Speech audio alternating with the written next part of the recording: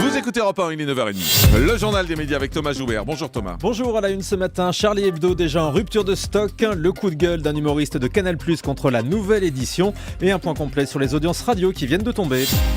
Et on commence donc avec la ruée sur Charlie Hebdo. Vous l'entendez depuis ce matin sur Europe 1 et on apprend à l'instant que le dernier numéro de Charlie Hebdo sera finalement tiré à 5 millions d'exemplaires. C'est ce qu'indique la messagerie lyonnaise de presse chargée de la distribution pour répondre à la très forte demande. Les kiosques sont déjà en rupture de stock. À 9h30, on compte déjà 700 000 exemplaires vendus. Si vous n'avez pas eu le vôtre ce matin, sachez que les ventes vont s'étaler sur 15 jours. 5 millions d'exemplaires, Jean-Marc, c'est un record absolu pour la presse française. À titre de comparaison, le jour de la mort de Charles de Gaulle, François avait tiré à 2,2 millions d'exemplaires. Le jour des attentats du 11 septembre, Le Monde était sorti à 1,1 million. Et les dons continuent aussi d'affluer pour Charlie Hebdo. On précise que l'intégralité de la recette de ce numéro exceptionnel est d'ailleurs reversée au journal. Et du côté des dons, plus d'1 million d'euros ont déjà été recueillis selon l'association Presse et Pluralisme qui centralise la collecte. Du côté des abonnements, c'est aussi un raz-de-marée multiplié par 10 ces derniers jours, comme l'a précisé Éric Porto, le directeur de la publication de Charlie hier soir sur France 5. On était tellement, je ne vais pas dire moribond il y a quelques temps, mais que maintenant on ne sait plus du tout. Enfin, c'est ahurissant tout ce qui se passe autour de nous. J'étais en rendez-vous ce matin pendant une réunion à 11h30. Nous étions à 100 000 abonnés. Il faut savoir qu'on était à 10 000. 20 minutes après, on était à 115 000. Je ne peux plus savoir pour l'instant. Je vais attendre demain. Vous savez, c'est comme tout ce qui s'est passé depuis le début. On a l'impression que c'est irréel total. Voilà, effectivement, c'est assez irréel ce qui se passe autour de ce magazine qui est en rupture de stock, on vous l'a dit, mais il va y avoir des arrivages tous les jours. Donc finalement, vous pourrez l'avoir. Ne vous précipitez pas ce matin, ça ne sert pas à grand-chose.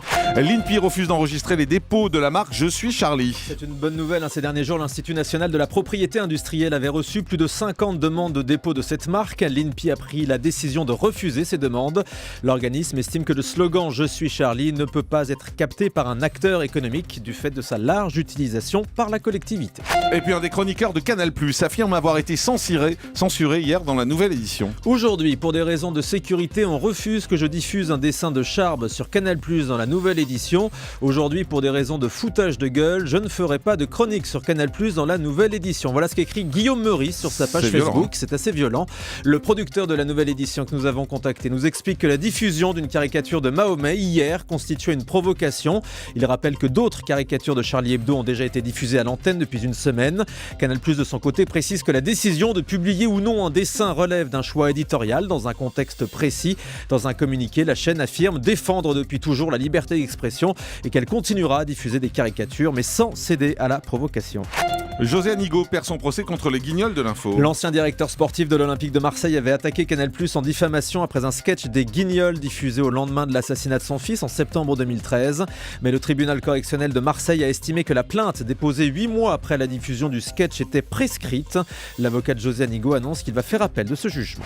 Et puis, information exclusive, France 2 prépare une nouvelle émission avec Patrick Sabatier. Selon nos informations, l'animateur va tourner un pilote début février, une émission qui serait un mélange entre un jeu et un talk show produite par Shine France, le producteur de The Voice. C'est Mimi Mati qui participera à cette émission test en tant qu'invité. Et puis l'émission spéciale des 40 ans de TF1 sera diffusée vendredi 6 février. Je vous annonçais hier que Gilles Boulot et Christophe de Chavannes allaient présenter ce prime spécial pour fêter les 40 ans de TF1, une émission intitulée 40 ans d'émotions partagées. On en sait plus sur le programme. On verra des grands moments de la chaîne, de tournée manège à Money Drop, de sacrées soirées à Danse avec les stars, du Babette Show à C'est contre loup. Et puis pour la première fois, Scène de ménage sera tournée en extérieur. À l'occasion d'un prime spécial diffusé le 3 février prochain sur M6 intitulé Enfin ils sortent.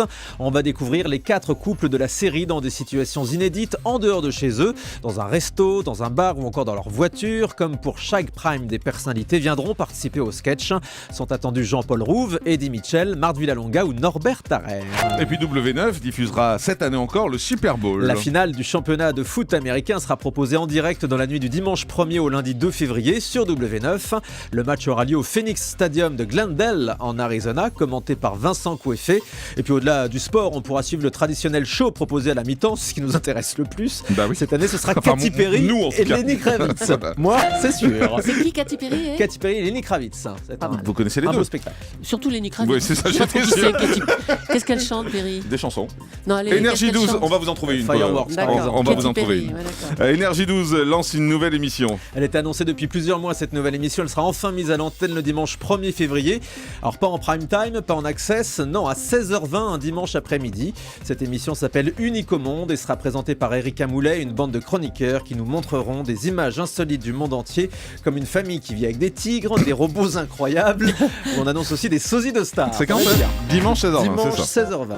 On termine avec le chiffre du jour. Oui, ou plutôt les chiffres du jour, ceux des audiences radio pour la période novembre-décembre.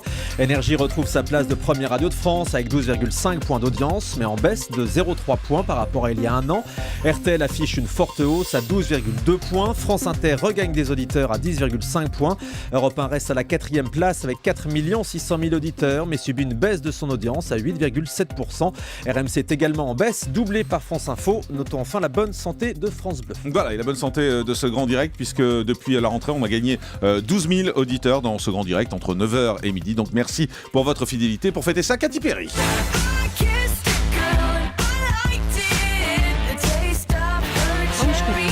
Vous connaissez ça? Oui, je connais. Vous êtes déhanché dessus. Déhanché, le mot est peut-être un peu trop fort, pardon. Vous avez tapé des mains en dessus, quoi. Elle a En déambulé. maison de retraite, mais C'est ça. arrêtez. Elle a déambulé. Je suis fringante comme une jeune fille. Arrêtez. Allez.